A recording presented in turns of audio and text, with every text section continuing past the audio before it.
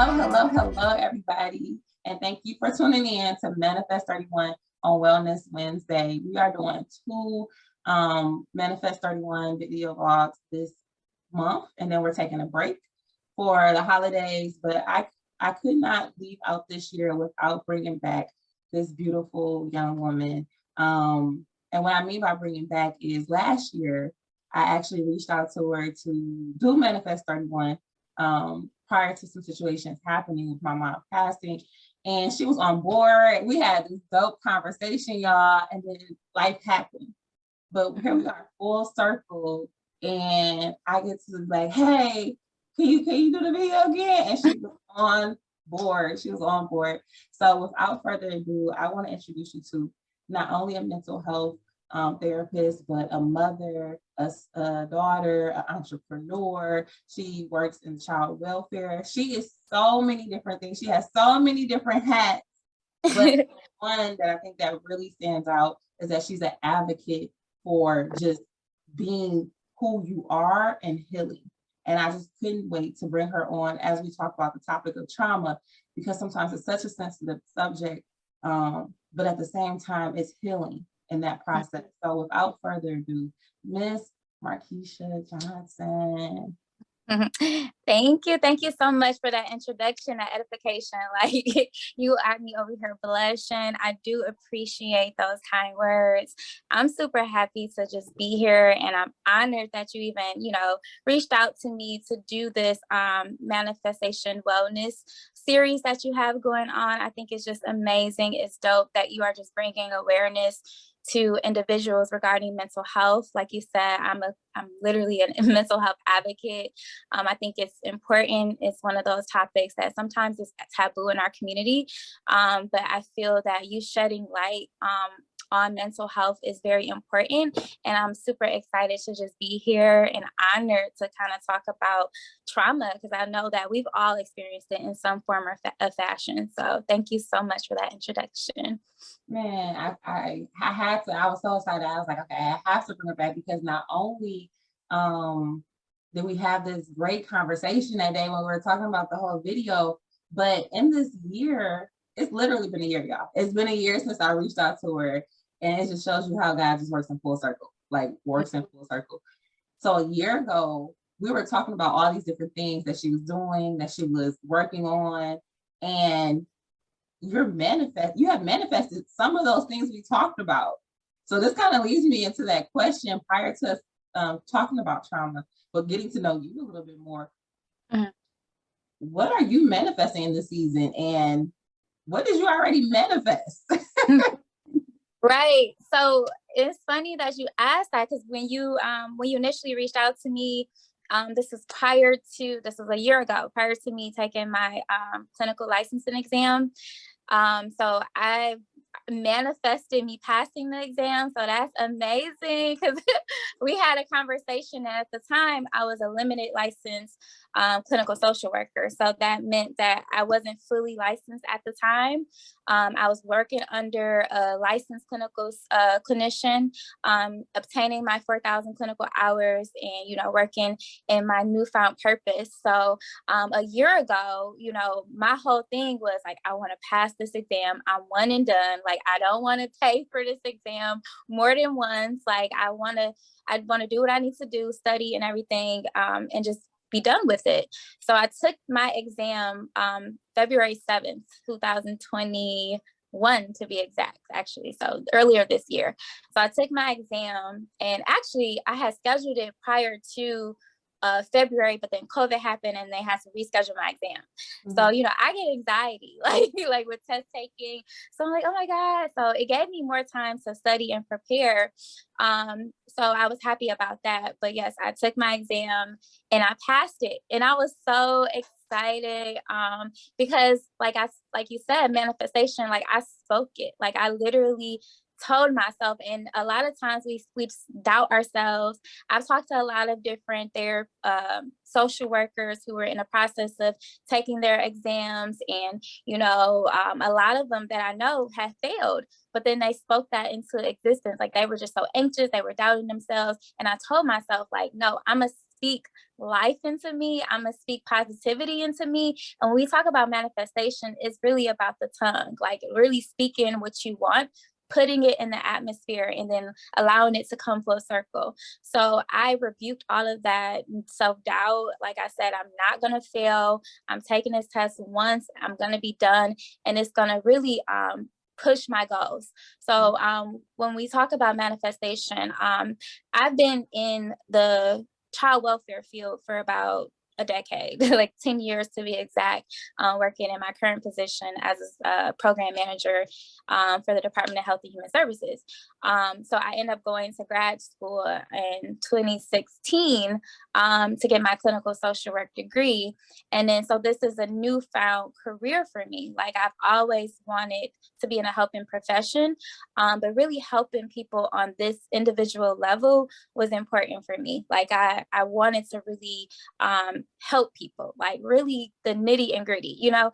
And as a millennial, and having friends and family members that have experienced different mental health issues and just trauma, generational trauma that continues to come on, you know, from generations and generations after, and no type of healing, I'm like, you know, this has to stop. And I'm trying to work on generational trauma with myself and with my own family and my daughter and my mom. But being in a position where I can professionally provide guidance to people was important to me. So I went into a new career path of, you know, really working with individuals and their mental health, really trying to understand where their issues lies, understanding the trauma and the root causes of their issues is something that I'm super interested in, not just healing them, but really understanding why they're triggered, why they're feeling how they're feeling, and how we can help.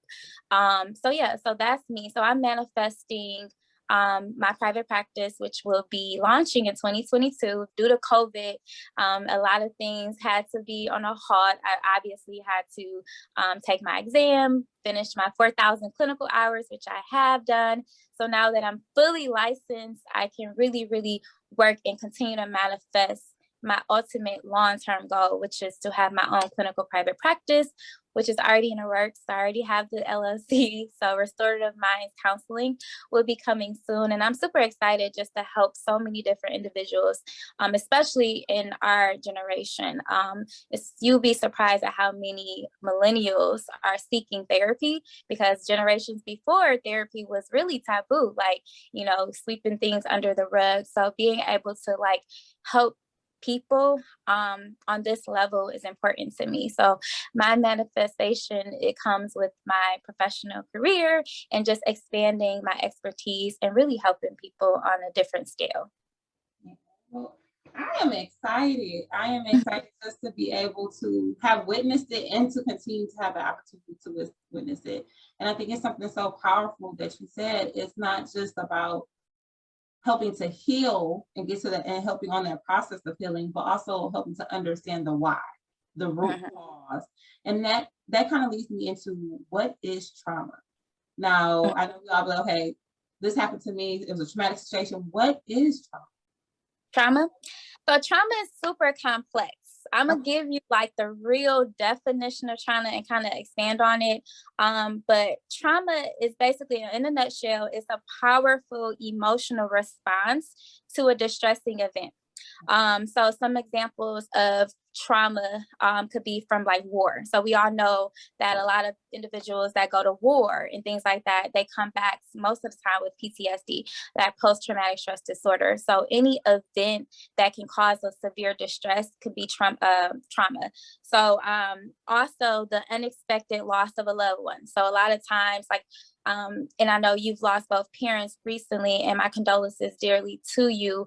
I know we spoke before, and I lost my father as well. So that's traumatic. And I know that holidays come around that can be triggering to some certain individuals, especially that grief, because it's like grief is ongoing. It's a healing process. And you think you're over it, and then boom, birthday hit. And then you're back to thinking about that. So like abuse is another example. So like I said, I work in child welfare. So I work with a lot of children that have been physically abused, neglected and things like that, who've experienced severe trauma. So trauma, like I said, is very complex, but it's, in a nutshell, it's any stressful event and not getting healing from it. So a lot of times people don't heal from their traumas or don't even recognize or identify that it's a trauma. And that can manifest in so many other things. Like a lot of people that may be diagnosed with depression or anxiety, most of the time is caused due to a traumatic event that they never recovered from or never got healing from. And then it manifests into anxiety and depression. So like when I work with clients, I really want to understand like what their triggers are. Like if they've had an event or something like that, and then they come to me for therapy, and then something else, like maybe they had like an episode or they had like a panic attack or something like that, as a emotional response to the traumatic events that happened, something caused it to happen, something triggered. So like I said, like when we think about like anniversaries of death or birthdays, holidays, things like that could be very triggering to your trauma. So like I said, trauma is very complex, but it can be caused mostly by stressful situations. Thank you for going into detail about that. And I kind of even want to go a little bit deeper in regards to it is, as you stated, it can be from a multitude of different things.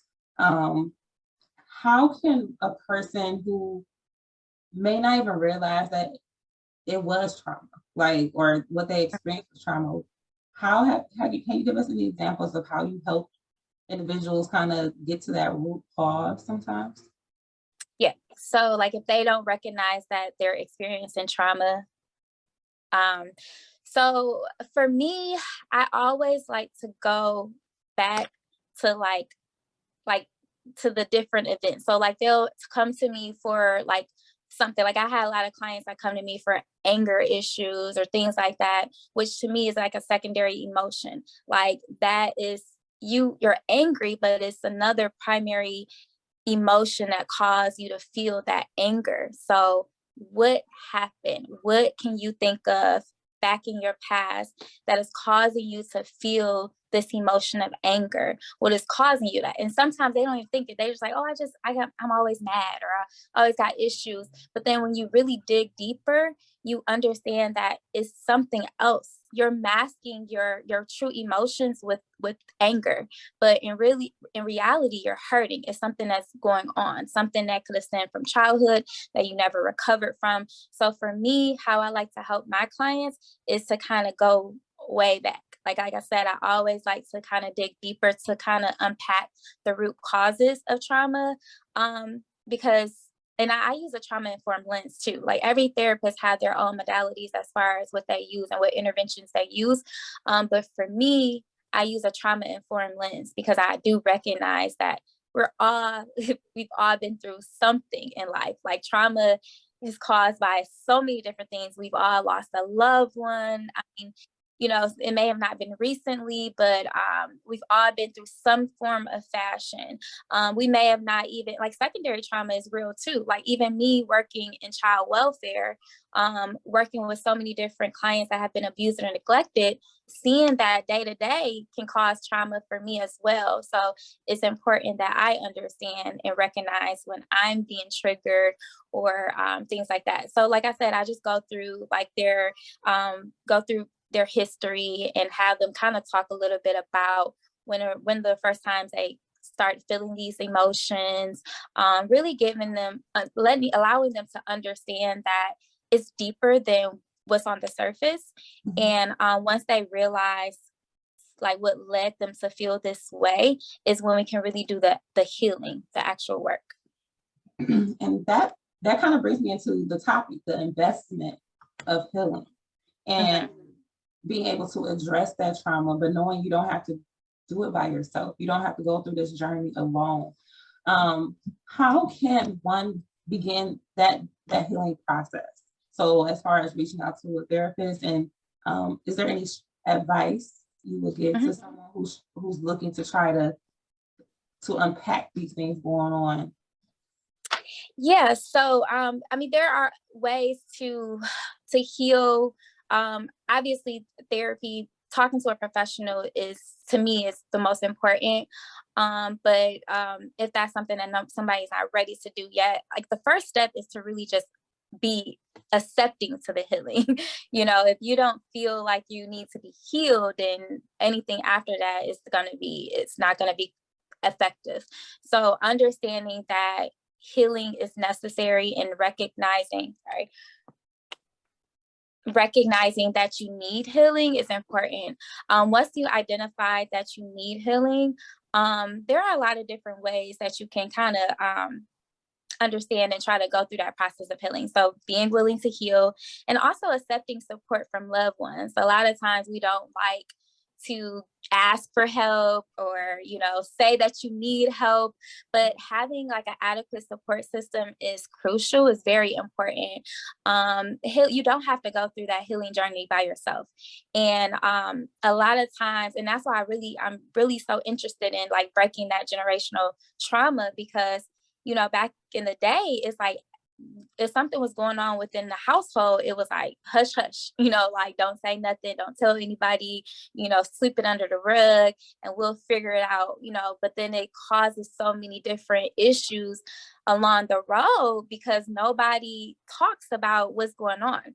Like, imagine like how many women or little girls have been abused by a family member, an uncle or something like that, and nobody says anything, and the abuse continues, and, you know, things like that. And then that affects and manifests into like relationships too, like not trusting people, or even just having attachment issues, or feeling like, you know, this is love, this abuse. So I really encourage people to really speak up. Like, if you're dealing with something, or if you're going through something, you do not have to go through it alone. You can definitely ask for help. And then, to me, going to therapy is important, just because you're not talking to like a friend, a family member, and you're not talking to someone who's biased or judging you and things like that. So going to seek professional help with a mental health clinician is objective. You're getting objective advice. Like, you're not getting biased advice. It's non-judgmental, and it's a safe space.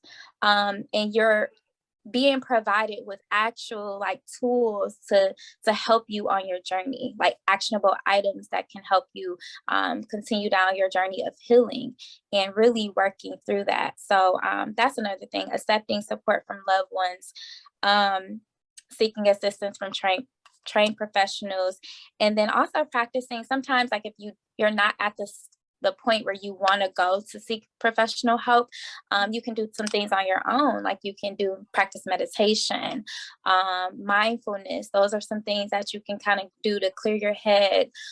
There are so many different apps on your phone that you can download to help you with that.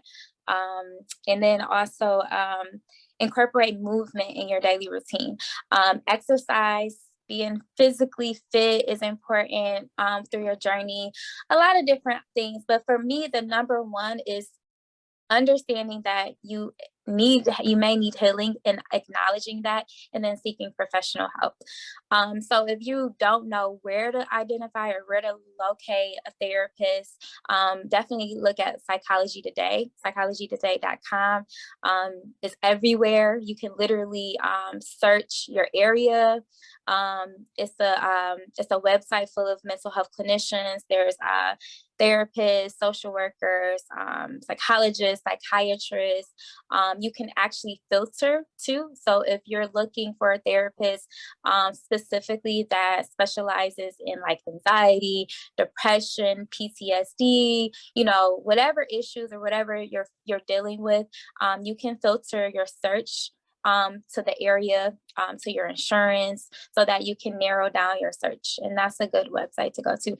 Also, there's another website for therapists. It was actually started by one of my MSU colleagues, Tamika. She has her own practice too, and she identified a subscription-based website for therapists of color. I believe it's called locatetherapy.com, if I'm not mistaken. But that's also another one. And then Black Girls, was it Black Girls Therapy? Mhm. Yep. So those are some other ones, but Psychology Today definitely is one of the main ones, and they are in every area. So I would encourage you to do that. So I appreciate you just giving those resources, and we'll make sure to list those resources at the bottom as well as at the end, for people to be able to reach out to. But something that you said that stood out to me that I thought was really, really powerful was it's about you wanting to accept the healing, and also understanding that healing is not just something where it's like, okay, I'm it's 2 weeks in, I'm healed, I'm good to go. It's a journey, it's a lifetime journey, Yes. because it's just life, different things happen. But the one thing with seeking professional help is getting those tools. And that's one thing I definitely advocate for with mental health and therapy, is in regards to, yes, you're coming and you're being able to talk to someone, but you're also getting provided those tools, those strategies, those techniques, and you're setting goals for yourself. So Right.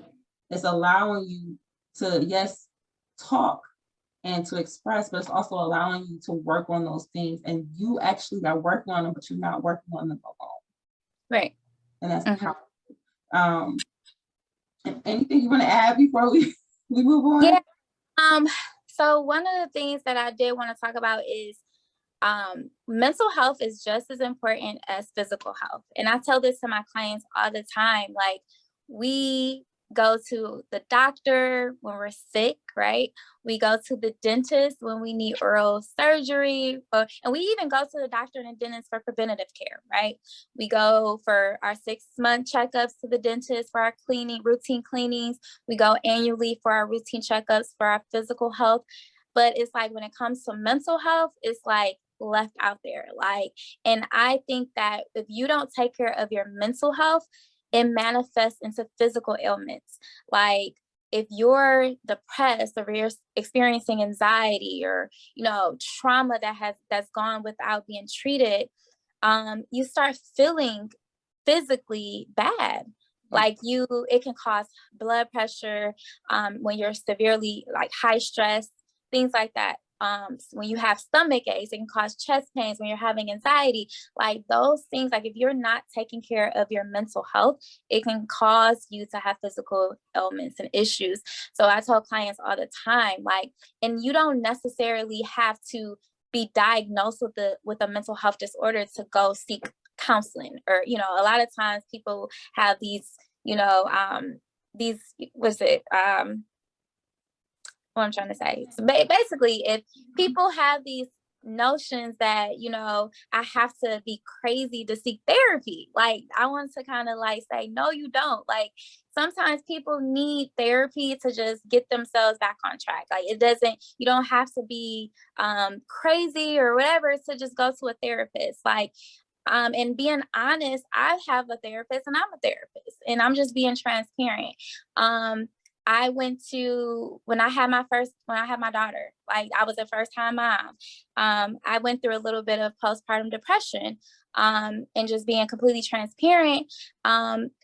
Having a child is something that, I like, even though if you could prepare for it, like, you just don't know. Like, I was up on up all night, couldn't sleep, like, oh my God, like, it was just a lot. And I found myself being super emotional.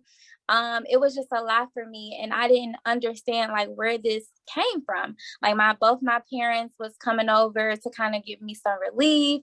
Obviously I had her dad helping out, but then it was like I didn't want to leave her, but then I needed a break. It was just like I had all these different emotions.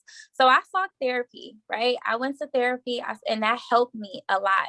I went to therapy after I lost my dad. Like, it was unexpected, right? Like, it was unexpected. I could have, even if it was expected, nothing can prepare you for losing a parent, whether it's unexpected or not. So I sought therapy for that as well. And it helped me tremendously. Like, I lost my father in the middle of grad school, literally. I think it was my second year. And I just saw my dad the week before. He took me to the dentist, and then next thing you know, I get a call a week later, like, go see your dad, you know? And it was just like, and then I got there, I saw him dead on the floor in his living room. And that was a very traumatic experience for myself. I still see those images. Like whenever I think about him, I still see that image. So as a therapist myself, I still need help. You know, like I'm one to say I live by therapy. Like it really helped me get back on track and to really understand that healing process, that grief is ongoing. And it's a forever thing. Like I'm never gonna like he's not here. It's helping me to understand and to be able to cope with him not being here. But like I said, it was a traumatic experience. So whenever, you know, his birthday come up or his anniversary of his death come up or any holidays come up, I still get triggered by that. So but being able to seek therapy to help me through that process and provide me with tools that I need to get through those days was super beneficial for me. And that same information that I received, I give to my clients as well. So I'm one of those therapists that have a therapist. And so I learned from experience and I'm super transparent and it's been helpful for me. So yeah.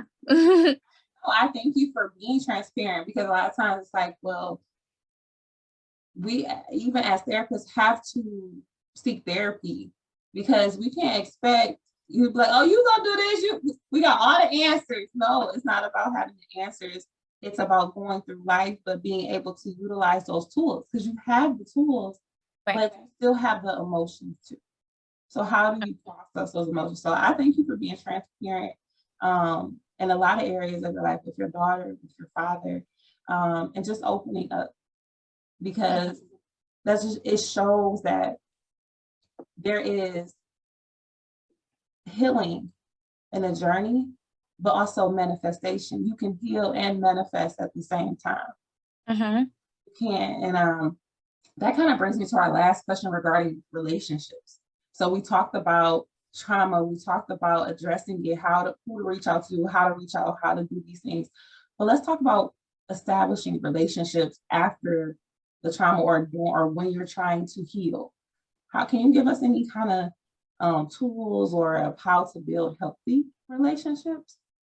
Yep. So I'm super happy that you kind of brought that up because a lot of times relationships, when trauma hasn't been treated, it kind of manifests in your relationships with people.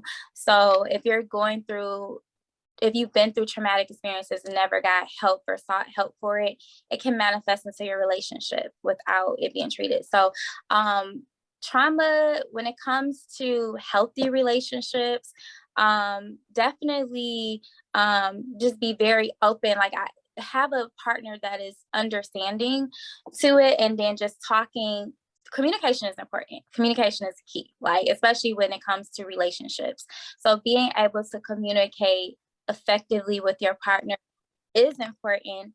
And also understanding that sometimes because I've talked to a lot of different clients and people that have relationship issues, and a lot of their issues stem from how they were raised or brought up in their own households. So like, for instance, if they are used to seeing their parents argue, they kind of look at that as normal. Or if they see toxicity in their homes, they identify that as normal relationships because that's all they know.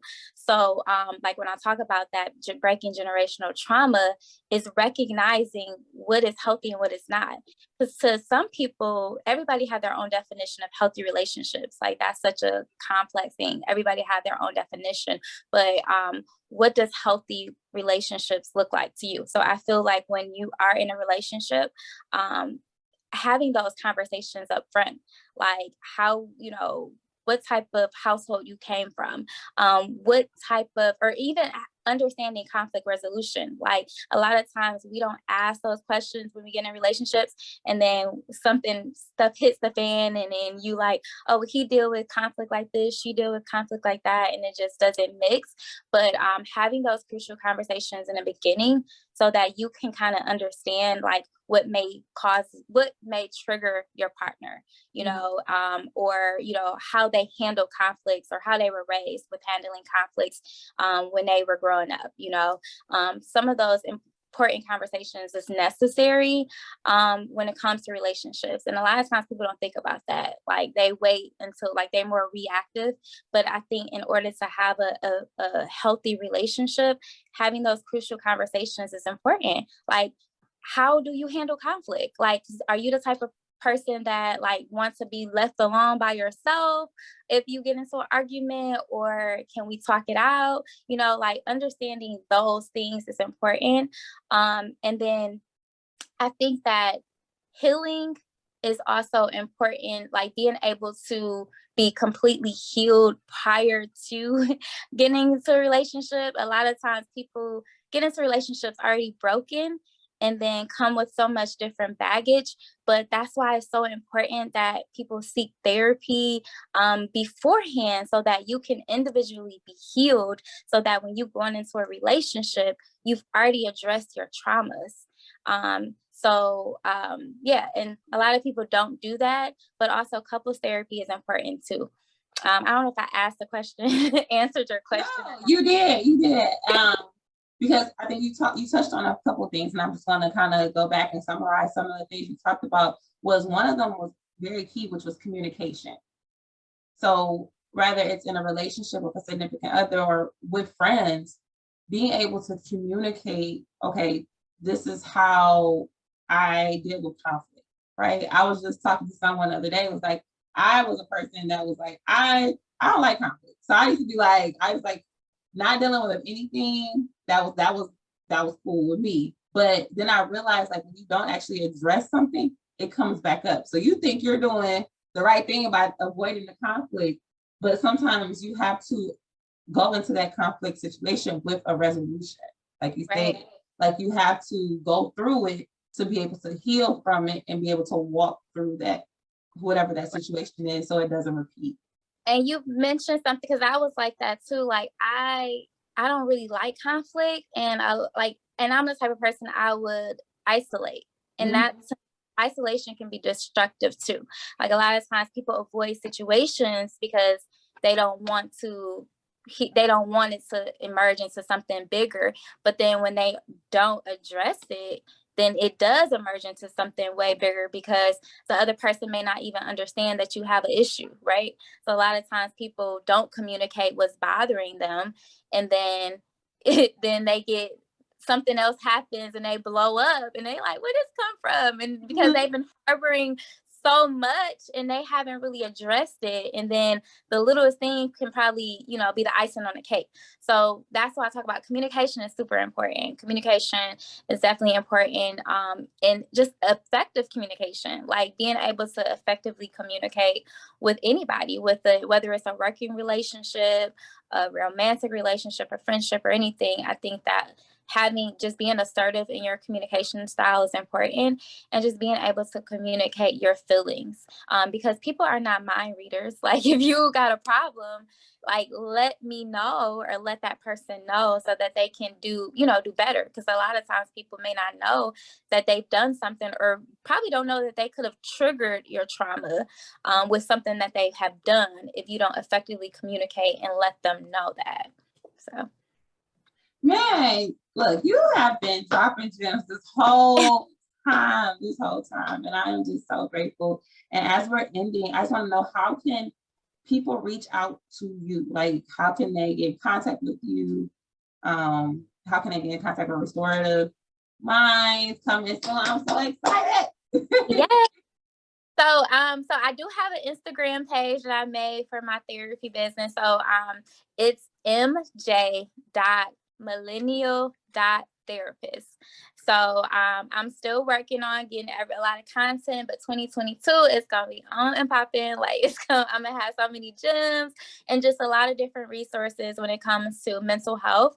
But that page is definitely open now. So if you want to contact me, you can do so through there. Also, the link to my Direct Psychology Today page, it's on there. So if you go to my Instagram and you want to schedule like a consultation for therapy, you can go there, or you can just go to psychologytoday.com and search my name, Markiesha Johnson, Markiesha Johnson, in Detroit. And then my page will pop up, and then it'll have my email and my phone number there where you can contact me to schedule a consultation. So yep. And then the website for Restorative Minds Counseling is in the works. That should be launching very, very soon. So I'm excited to have all of this stuff that I've been manifesting come to fruition. I'm super excited. I'm super excited with you.